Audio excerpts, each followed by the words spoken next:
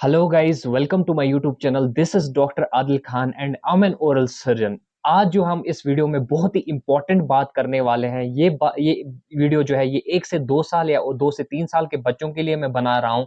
उनमें एक ऐसी हैबिट एक्वायर हो जाती है जो उनके हेल्थ के लिए बहुत ही प्रॉब्लम है, जो उनके दांतों के लिए भी बहुत ही प्रॉब्लम हो सकती है और उनके फेशियल स्ट्रक्चर को भी बहुत ही प्रॉब्लम हो सकती है। तो इस वीडियो में जो है वो हम उसके बारे में बात करने वाले हैं। उस हैबिट का नाम जो है वो थंब सकिंग है।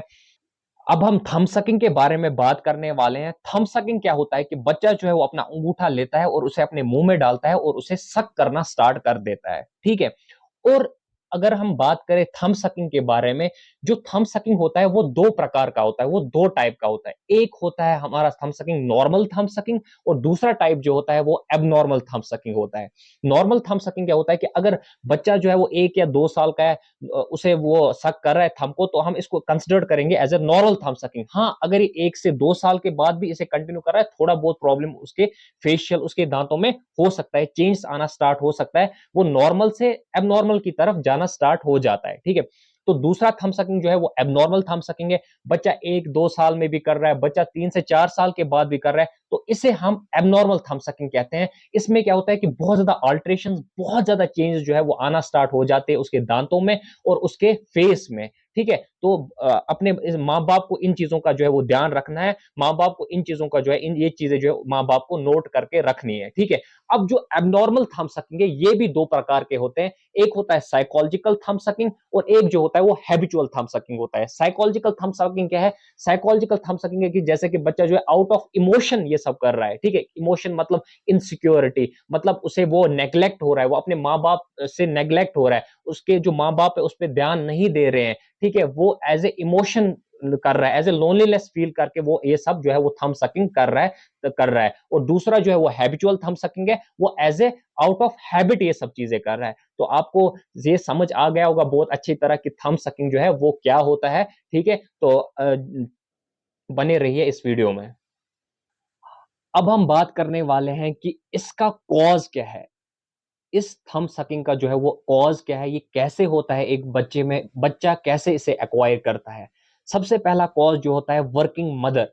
वर्किंग मदर का मतलब क्या है कि माँ जो है वो कहीं ऑफिस में, कहीं घर के बाहर हॉस्टल में कहीं पे काम कर रही है, ठीक है। वो उतना ध्यान जो है वो अपने बच्चे पे नहीं दे पा रही है, जिससे की वजह से क्या होता है कि बच्चा जो है वो नेग्लेक्ट होता है, ठीक है। वो अपने बच्चे को किसके हाथों में डाल देते हैं? वो अपने बच्चे को केयर टेकर के हाथ में डालते हैं। आपको तो पता ही होगा कि जैसी केयर जो है अपने माँ बाप अपने बच्चों के लिए कर सकता है, वैसा केयर टेकर तो थोड़ी ना कर पाएगा। तो इसी लोनलीनेस, इसी इनसिक्योरिटी को कम करने के लिए जो बच्चा जो है वो अपने थंब को जो है वो सक करने लगता है, ठीक है।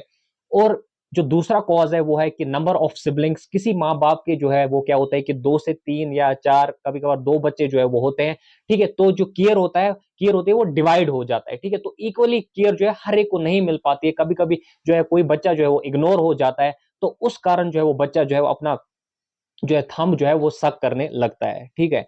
और तीसरा कारण जो है सोशल एडजस्टमेंट या क्या बोलते हैं इसको, स्ट्रेस की वजह से, ठीक है। कभी कभार क्या होता है कि माँ बाप जो है वो अपने बच्चों को जो है वो बहुत डांटते हैं, ठीक है। उस कारण जो है वो अपना अंगूठा जो है वो अपना थंब जो है वो सक करने लगते हैं। और चौथा जो कॉज है वो क्या है कि वो फीडिंग प्रैक्टिसेस है। कभी कभार क्या होता है कि बच्चा जो है वो सेटिस्फाई नहीं हो पाता है, कि वो ब्रेस्ट फीड के बाद या बोतल फीड के बाद जो है वो सेटिस्फाई नहीं होता है, उसकी हंगर जो है वो मिटती नहीं है। तो वो क्या करता है कि वो अपने इसी अर्ज को, इसी क्या बोलते हैं, अपने आप को सेटिस्फाई करने के लिए जो है वो अपने थंब को जो है वो सक करने लगता है, ठीक है। और जो पांचवा कॉज है वो ये है कि वो एज ऑफ चाइल्ड है, ठीक है। एज ऑफ चाइल्ड का मतलब क्या है कि बच्चा जो है कि जब वो छोटा बच्चा होता है, ठीक है, तो अपनी भूख के कारण, अपनी भूख को सेटिस्फाई करने के लिए वो अंगूठा चूसता है। और कुछ हफ्ते जो उसके लाइफ के होते हैं, स्टार्टिंग लाइफ के हफ्ते होते हैं कि कोई फीडिंग प्रैक्टिसेस जो होती हैं वो नहीं होती है सेटिस्फाई करने वाली, ठीक है। तो माँ बाप को पता नहीं चलता है कि उसका बच्चा जो है फुली सेटिस्फाई हुआ हुआ है कि नहीं हुआ है। तो इसी कारण जो है वो अब बच्चा अपने को सेटिस्फाई करने के लिए, ठीक है, तो वो अपने थंब को जो है वो सक कर लेता है, ठीक है। अब मैं आपको बताने जा रहा हूं कि जो बच्चा थंब सकिंग करता है, उसके दांतों और उसके फेशियल स्ट्रक्चर पे जो है वो क्या असर पड़ता है, ठीक है। तो सबसे ध्यान से सुनिएगा, पेरेंट्स ही आपके लिए बहुत ही इंपॉर्टेंट बातें हैं, तो इसे ध्यान से सुनिएगा, इग्नोर नहीं कीजिएगा, ठीक है? पूरे ध्यान से सुनिएगा। तो सबसे पहला इफेक्ट जो होता है कि जो बच्चा थम्स अप कर रहा होता है बहुत देर से, तो उसके जो आगे वाले दांत होते हैं वो अपने प्लेस से आगे की तरफ प्लेस होना स्टार्ट हो जाते हैं, आगे की तरफ आ जाते हैं, ठीक है? तो ये पहला इफेक्ट होता है, ठीक है? और जो दूसरा इफेक्ट होता है कि जिस बच्चे के दांत जो है वो आगे की तरफ आना स्टार्ट हो जाते हैं थंब सकिंग की वजह से, कभी-कभार क्या होता है कि वो खेलते-खेलते जो है वो गिर जाता है, ठीक है? गिरने की वजह से क्या होता है कि इन दांतों के टूटने के चांसेस जो है वो बहुत ज़्यादा हो जाते हैं, ठीक है? और तीसरा इफेक्ट क्या होता है कि थंब सकिंग करते-करते क्या होता है कि जो लेंथ होती है, इसको हम मैक्सिलरी आर्च कहते हैं, तो इसकी लेंथ जो है वो बहुत ज़्यादा हो जाती है, वो आगे की तरफ बहुत ज़्यादा आ जाती है, इसकी लेंथ जो है वो बहुत ज़्यादा हो जाती है। और चौथा इफेक्ट क्या होता है कि थंब सकिंग के कारण क्या होता है कि ये आगे वाले दाँत जो है वो बहुत बड़े-बड़े दिखना स्टार्ट हो जाते हैं, बहुत बड़े हो जाते हैं, अपने नॉर्मल शेप से हो जाते हैं, ठीक है? और जो पाँचवां इफेक्ट है कि जो बच्चा जो है वो बोलने में उसे बोलने में बहुत ही दिक्कत हो जाती है, जो थंब सकिंग कर रहा होता है। और जो 6वां इफ़ेक्ट है, जो इसके बाद का इफ़ेक्ट है कि बच्चा जो है वो बाइट नहीं कर पाता है, खाने में उसे बहुत ही दिक्कत होती है इस बच्चे में, ठीक है? नेक्स्ट क्या है कि जो बच्चा थंब सकिंग कर रहा होता है कि जो उसके जो पिछले दाँत होते हैं, वो टेढ़े-मेढ़े स्टार्ट होना हो जाते हैं, ठीक है? थंब सकिंग करता है, उसमें क्या होता है कि जो जब वो थंब सकिंग कर रहा होता है कि जो उसका आर्च जो होता है, मैक्सिलरी आर्च जो होता है, वो कंस्ट्रिक्ट होना स्टार्ट हो जाता है, सिकुड़ना स्टार्ट हो जाता है। लेंथ में तो वो बढ़ता है, मगर ऐसे विड्थ में जो है, वो कंस्ट्रिक्ट हो जाता है, ठीक है? ये होता है, ठीक। और जो बच्चा थंब सकिंग करता है, उसमें क्या होता है कि जो अपर लिप होता है, क्या होता है कि वो शॉर्ट होना स्टार्ट हो जाता है। वो उसका जो साइज़ होता है, वो छोटा होना स्टार्ट हो जाता है, जिसकी वजह से क्या होता है कि अपर लिप जो है, वो शॉर्ट होना स्टार्ट हो जाता है और जो लोअर लिप जो है, उसकी एक्टिविटी जो है, वो बहुत ज़्यादा होना स्टार्ट हो जाती है। क्या बोलते हैं, थंब सकिंग करता है, ठीक है? वो क्या करता है, उसमें एक आदत हो जाती है कि जब आगे गैप होना स्टार्ट हो जाता है दाँतों में, दाँत के ऊपर और नीचे वाले दाँतों में जो है वो गैप्स होना स्टार्ट होता है, जिसे हम एंटीरियर ओपन बाइट कहते हैं, ठीक है? उससे क्या होता है कि बच्चा जो है अपनी जीभ को जो है वो कंटीन्यूअसली दाँतों के बीच में ले जाता है, ठीक है? तो ये एक बहुत ही बुरी आदत है। जो बच्चा होता है, जो थंब सकिंग कर रहा होता है, तो वो क्या होता है कि आगे वाले दाँतों में जो है वो ऊपर और नीचे वाले दाँतों में जो है गैप होने के कारण क्या होता है कि वो माउथ ब्रीथिंग करना स्टार्ट हो जाता है। वो अपने नाक से जो है वो साँस नहीं ले पाता है, वो साँस नहीं लेता है, वो अपने को कोशिश करता है वो अपने मुँह से साँस लेता है। तो मुँह से साँस लेने के कारण क्या होता है उसके, ठीक है, उसे बहुत सारे इन्फेक्शंस हो जाते हैं, मिडल ईयर इन्फेक्शंस हो जाते हैं इससे। इससे क्या होता है कि उसके टॉन्सिल जो है वो बहुत बड़े हो जाते हैं, जिससे और जो बच्चा थंब सकिंग करता है, वो अपने होंठों को जो है वो पूरी तरह बंद नहीं कर पाता है। उसके होंठ जो होते हैं, जैसे एक नॉर्मल बच्चा होता है जो थंब सकिंग नहीं करता है, वो अपने होंठों को पूरी तरह अच्छे से बंद कर पाता है। और जो बच्चा थंब सकिंग कर रहा होता है, वो अपने होंठों को जो है वो अच्छे से जो है वो बंद नहीं कर पाता है। इफेक्ट्स इतने सारे चीज़ें जो है वो बच्चों में हो जाती है, इतनी सारी बैड चीज़ें जो है वो बच्चों में हो जाती है। इस थंब सकिंग के कारण, तो माँ-बाप का भी ये फ़र्ज़ बनता है कि ठीक है, वो अपने बच्चों को जो है वो ये सब जो है, जो मैं ये बातें बता रहा हूँ, ठीक है, इन्हें बहुत ध्यान से जो है वो रखें। ठीक है? तो ये सारे इफ़ेक्ट्स जो है वो बच्चों में जो है वो तो ये सारे इफ़ेक्ट जो है बच्चों में थंब सकिंग के कारण जो है वो हो जाते हैं। चीज़ अब सारी चीज़ें तो हमने देख ली कि थंब सकिंग होता क्या है, किस कारण होता है, क्या है थंब सकिंग। अब हम जानेंगे कि इसकी प्रिवेंशन क्या है, माँ-बाप इसे कैसे प्रिवेंट कर सकते हैं अपने बच्चों में। ठीक है? सबसे पहली चीज़ जो है वो हमने क्या करना चाहिए कि हमें ये पता लगाना चाहिए कि बच्चा जो है वो थंब सकिंग क्यों कर रहा है, ठीक है? इसके पीछे क्या रीज़न है? क्या बच्चा एज़ ए इनसिक्योर फ़ील करके ऐसा कर रहा है? क्या बच्चा जो है वो नेग्लेक्ट होके ऐसे कर रहा है? क्या बच्चा जो है लोनली फ़ील करके ऐसा कर रहा है, या बच्चा सिर्फ़ as a out of habit कर रहा है? ये सबसे पहले हमें जो है वो पता लगाना है।